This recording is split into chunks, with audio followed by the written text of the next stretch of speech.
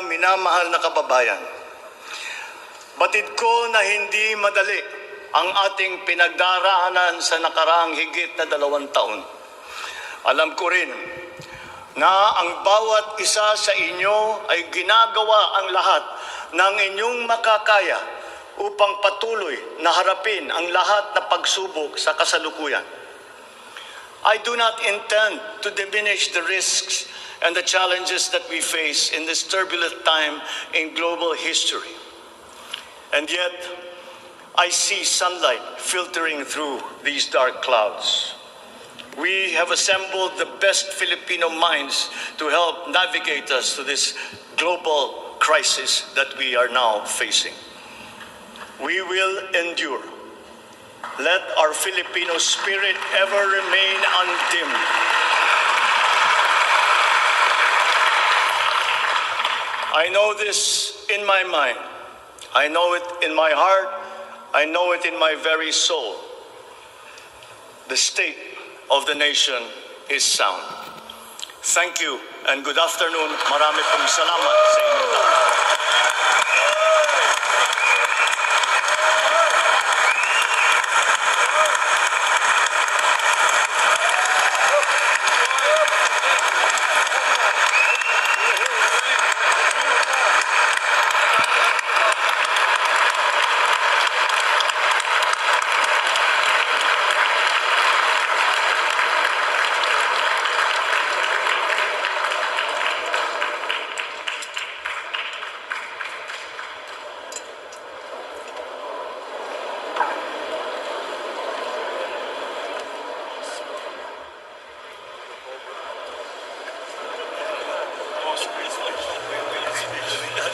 Everything. You touched the button.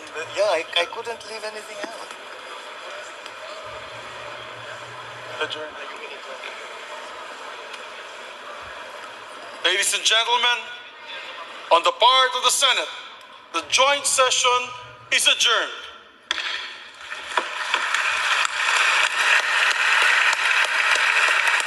On the part of the House of Representatives, the joint session is adjourned.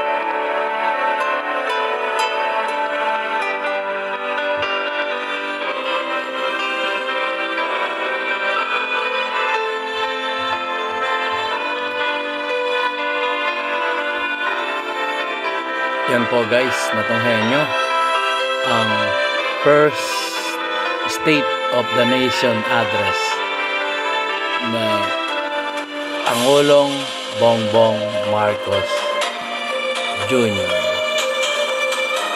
Yan po yung kanyang first State of the Nation address.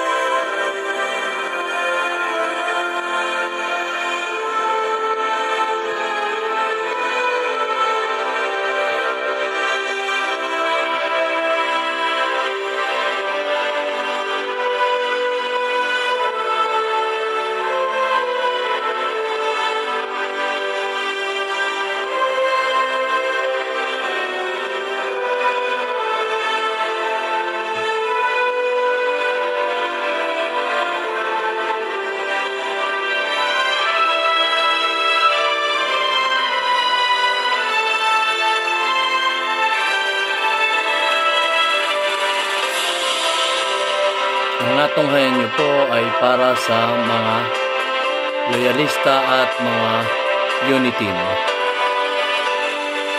So sana nagustuhan nyo ang aking palabas na ito, ang ating mumunting YouTube channel, DIY KKB Informative. Again, para po ito sa mga loyalist at ang mga unity. Maraming salamat po.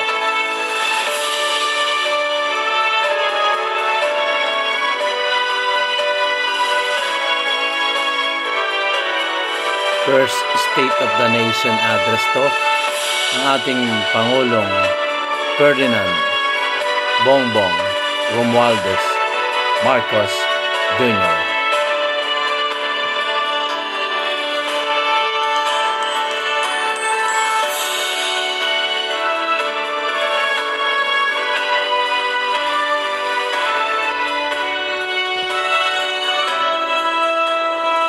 Maraming salamat po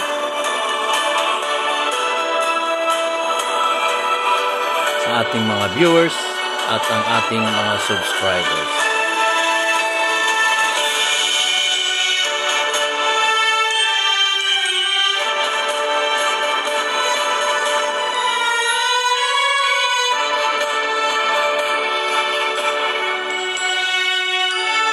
Susunod natin guys, yung second State of the Nation address na. Pero gagawin ko pa yung full video ng State of the Nation address na. Ito po ay sa ending lang.